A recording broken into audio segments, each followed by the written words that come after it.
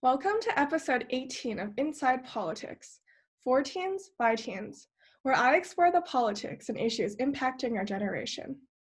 I'm your host, Christina Li, and today I'm focusing on political journalism.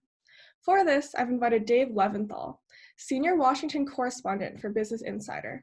He's also previously served as editor-at-large for the Center of Public Integrity, where his work received several honors, including the Goldsmith Prize, Edward R. Murrow Award, National Headliner Award, Kaleidoscope Award, and the Epi Award.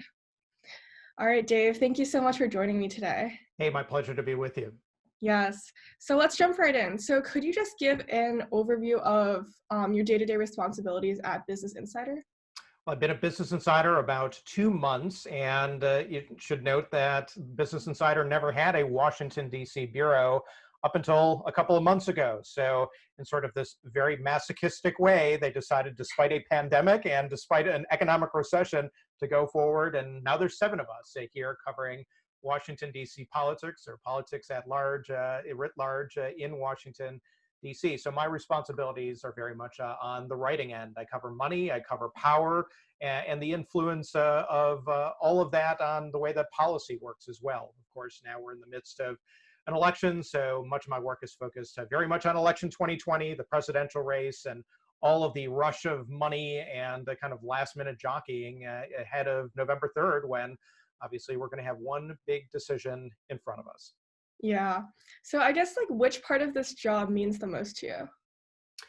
For me, it's always been about the readers. I mean, I got into journalism because I wanted to connect with people. I was a paper boy when I was 10 years old, delivering papers door to door in Buffalo, New York. And I was sort of just taken by the notion that there were these people out there who were writers, and they were writing about topics that were in countries that were 10,000 miles away or around the block for that matter. And they were telling stories that affected people, stories that people wanted to read and were willing to pay for in order to get those stories delivered to their doorstep by me. And so that really started me asking questions to my teachers, to my family, like, well, how do you become a reporter? How do you become a journalist? And one thing led to another, and that was really the genesis for me about how I got into it. And that's still very much alive with me today. Every time I go to work or walk across the hallway now for the past 5 months to my home office from my bedroom, that's the driving, motivating factor for me. Is I really want these stories that I write and the stories that I edit sometimes too, to hit home with people all across the country and all across the world. I want to tell people things that they don't know. I want them to read a story and say, wow, I've never heard that before. I didn't know that. I've never read that or seen that anywhere else. And I feel if I can do that and play my small role in doing that, then I've done my job for a day. That's awesome. So I guess with that motivation in mind, what kinds of values do you personally imbue into your work? So I think journalists in general should have very high standards. I mean, for myself, I want to do no less than my absolute best to find out truly what a story is, get to the truth of a matter, the heart of a matter, whether it's writing about some piece of legislation that might be being debated on Capitol Hill, or possibly some scandal that's happening in an election, or to break news, to uncover news. I deal with data and documents a lot, and so I always try, to the best of my ability, again, to go the extra step to research a little bit harder, to dig a little bit deeper, and that's all in service to trying to write a better story and publish a better story. Sometimes you hit that mark, sometimes you don't, but you always should pursue it. And for any aspiring journalists out there, I think that's sort of a North Star that will serve you well throughout your career, no matter what level of journalism you're at, whether it's the collegiate ranks all the way up to working for a major publication. Got it. So I guess as a journalist, as I understand, your role is to kind of present the facts to your audience. But do you ever find it difficult to, I guess, prevent letting your beliefs kind of soak through or seep into your reporting? Yeah. So I think it's a struggle always for everyone. I mean, we're human, okay? We all have our own personal experiences. We all come from different walks of life, and in those experiences and in your upbringing and who you are and where you live, and those absolutely are going to color the way that you view the world. I think that's only natural. But I like to, when people ask that question to me, I liken it to being the referee for two different teams. I mean, I'm dealing constantly with Democrats and Republicans, and people ask me all the time, oh, well, you must side with the Democrats a little bit more, or you've got to side with the Republicans a little bit more. I'm like, well, no, I love the game. I love the game as much as anyone. I love politics, but when I get up in the morning and go to work, I put on my black and white jersey, not the jersey of the team red or blue that you like. So that's sort of how I see my role. In fact, it's very much how I see my role. And that's something I think is incredibly important. It's not about, preventing your biases from leaking through. I mean, if you want to act on your biases, go into politics, become a political operative, work for a campaign. And that's a wonderful thing. It's part of the democratic process, but journalism is too. And we're called the fourth estate, journalism, for a reason.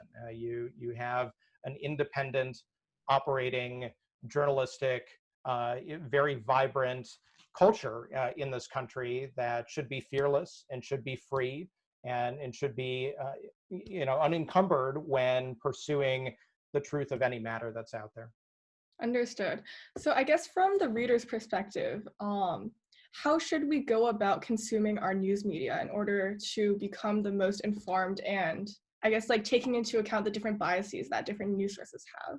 Sure. I think the greatest defense against being in an echo chamber where you're only hearing a lot of stuff that sort of aligns with what you think you want to hear is to be a news omnivore. Okay. Just treat it like you're picking off a menu and you've got to order 20 things. If you're only relying on one or two news sources, if you're only just scrolling through social media and picking out whatever happens to pop on your feed, you're not going to be as informed a reader. You're not going to be as informed a consumer of news as you would be if you proactively try to seek out news from a variety of sources. I know for myself, I'm constantly reading stories and articles and listening to things and watching things that are coming from news organizations that kind of operate on both ends of the spectrum, including those that really don't have any identifiable institutional bias toward one political ideology or another. Expose yourself to different ideas, expose yourself to different types of news, and definitely give yourself the opportunity to have your mind changed. If you just think you know everything and what you believe is the way that things are, then yeah, that can be dangerous. You're not going to be as multidimensional a thinker or a consumer of news as you would be if you treated news in a different way. Understood. So I guess through your career, how has your conception of politics changed? Well, politics has changed, and my job is to chronicle the changing of the politics. I do think that when I started and when I was in college and early in my career, the vitriol and the team red and the team blue aspects, which has always been there, I mean, make no mistake about that, but it wasn't nearly as pronounced and pitched. I can think of my first job. I was a reporter in New Hampshire covering the state house there, and Democratic operatives and Republican operatives, they'd go out for drinks after work and they'd hang out, and it wasn't like, us and them. It was more, all right, well, we're going to go to battle. We're going to fight each other during work hours, and we're going to be friends afterwards. So there was, whether it was political operatives or even the lawmakers themselves, there was a certain amount of collegiality that is a little bit more, or a lot more, sadly, hard to find these days. So whether we return to those times or whether we should return to those times, I think is a question many people can debate. But definitely, we live in a much more divided political world today than we did probably even 10 or 15 years ago. Got it. So I guess at this point in time, how would you define politics as the term? Wow, that's a heck of a question. Do we have 2 hours? Politics right now, I think in a way is the same as it's always been. It really has two major components. It's the electoral component. All right, we gotta do democracy. We gotta run campaigns. We've got to elect our leaders, and then there's the policy aspect or the policy end of it, which is all right. We've elected everyone. Now we got to go and we've got to pass bills. We've got to legislate. We've got to govern. And both sides, I think, have really been transformed in a major way. One example on the politics and the electoral end of politics is the fact that we're in a constant campaign. It never ends. Donald Trump, when he ran for re-election, he registered to run for re-election on the day of his inauguration. No president had ever done that before. And that's just kind of the standard right now. So yeah, pretty much as soon as candidates get elected, they're looking to raise money, they're looking to campaign for their next election. And that does have an effect on the policy end. I'm talking at the federal level here, of course, but I think there's certain parallels at the state level as well. But yeah, folks up on Capitol Hill, it's a lot more difficult for them to get together and find consensus and build bipartisan understanding around issues today, because they're basically going to fight each other for the next election almost from the get-go. And there's no season to legislate, and there's no season to run for re-election quite in the way that it used to be. Got it. So I guess if we ignore the role that politics and politicians play in our lives, what do you think the dangers of that are?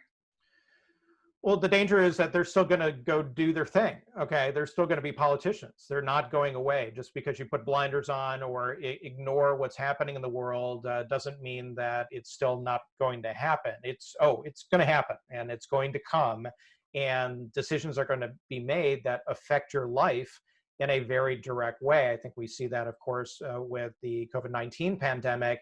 Is Congress was just in a flurry of activity, still is right now, which is bizarre for an election year that there would be so much action up on Capitol Hill. But these are things that affect people, pocketbook issues. I mean, are you going to get a check in the mail or not from the federal government? Okay, that's something that to the tune of hundreds and hundreds of dollars every week or month is going to affect you. Are you going to, for your kids, have enough money from the government coming in to help with your schooling in this absolutely unprecedented time, and so on and so on and so on. So if you're not paying attention, then you might not even know what's affecting you and what's not, and you can be harmed by those decisions. And I guess on a more philosophical level too, you don't have an opportunity to play a role in the process. And you may think, oh, I'm just one person, what can I really do? But the fact of the matter is you can do a lot, and you can be a voice that enhances other voices. You can be a voice that does connect with your lawmakers. And I think we can see, in the streets in cities all across America, that people banding together and demanding change can indeed have a demonstrable effect on the way that our government works and the way that society works at the local, the state, and the federal level. Understood. So I guess just pulling this back to, I guess like young people, so like my age, Gen Z.